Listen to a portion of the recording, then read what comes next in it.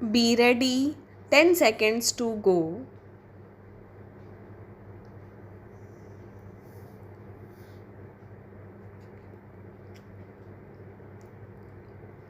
Start.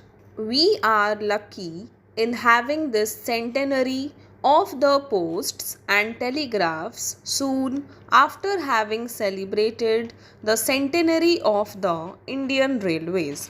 It is on occasions like this that one gets an opportunity of looking back and assessing the past achievement and also planning for the future.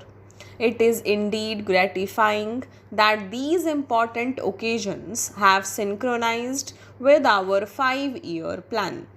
You will agree that correct stock taking is the essential prerequisite of sound planning, and I do not think anything could make for sounder planning in the field of posts and telegraphs than the celebration of this centenary and organizing this exhibition. In the context of scientific progress and amenities of modern life, we are accustomed to think of India as a young country. The fact that we became masters of our affairs at home only 6 years ago tends to confirm this impression. In reality, this impression is an illusion to allay which it will be necessary to know the facts about the growth and development of telecommunications in India. 100 years ago, telegraph lines began to radiate from Calcutta, which was then India's capital. Actually, the beginning had been made in this direction 14 years earlier in 1839 when an Englishman, Dr. Smith, completed on his own and without official assistance about 21 miles of telegraphic line proceeding from Calcutta in the direction of Diamond Harbour.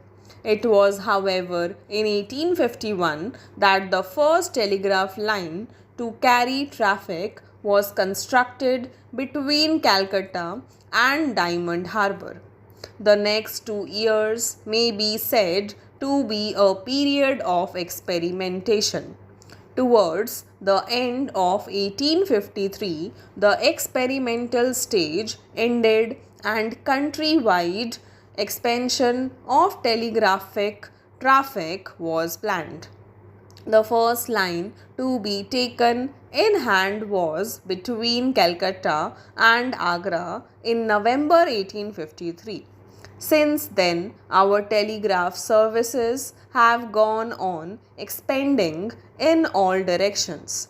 There are not many countries in the world which could trace back the history of their channels of communications so far back. From the very beginning, these services were government owned, and it is now recognized that the Indian Posts and Telegraphs is the oldest government owned public utility in the world. It is a fact of which we can all be legitimately proud, the Indian Posts and Telegraphs Department, for its great strides since the pre-mutiny. Since independence, great progress has been made in the field of posts and telegraphs. In this development, the village and not merely the city was the target of concentration. Thousands of new post offices have been set up in the countryside so that today every village with a population of 2000 or above has a post office. The Communication Ministry's target is to bring the post office within 3 miles of every Indian, irrespective of the remoteness of his village. In other fields, namely those of telephone, wireless communication, etc., progress has been equally commendable. Telephone exchanges are being automatized so as to do away with manual exchanges. Automatic exchanges are already working in several places like Delhi, Bombay, Madras, etc. In Calcutta too, it has started working.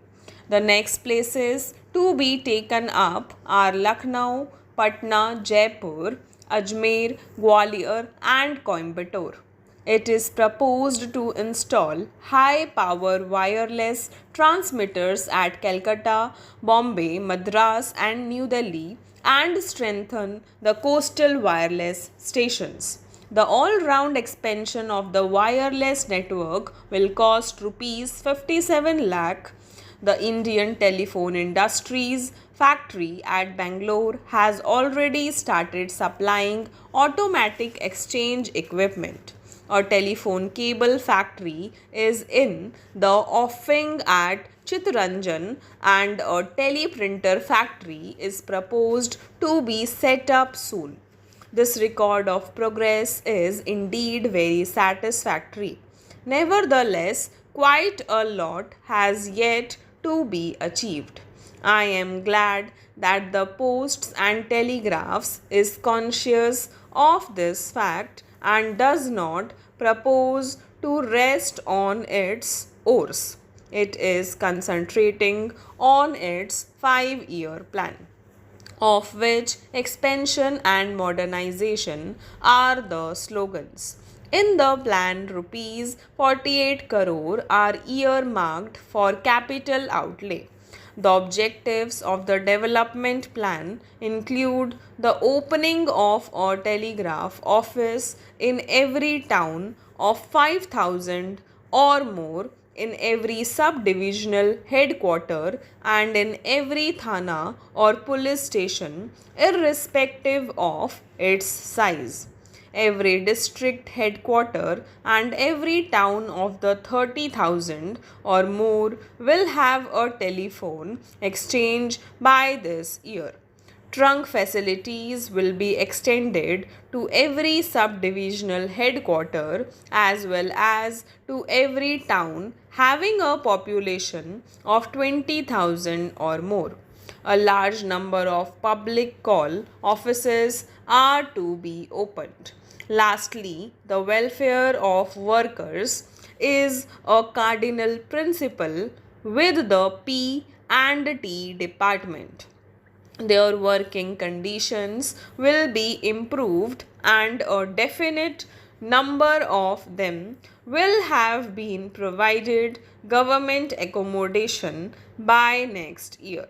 About the importance of modern communications, nothing much need be said for the telegraph, the telephone, and the wireless, which have ended. Time and distance are the principal characteristics of the present age.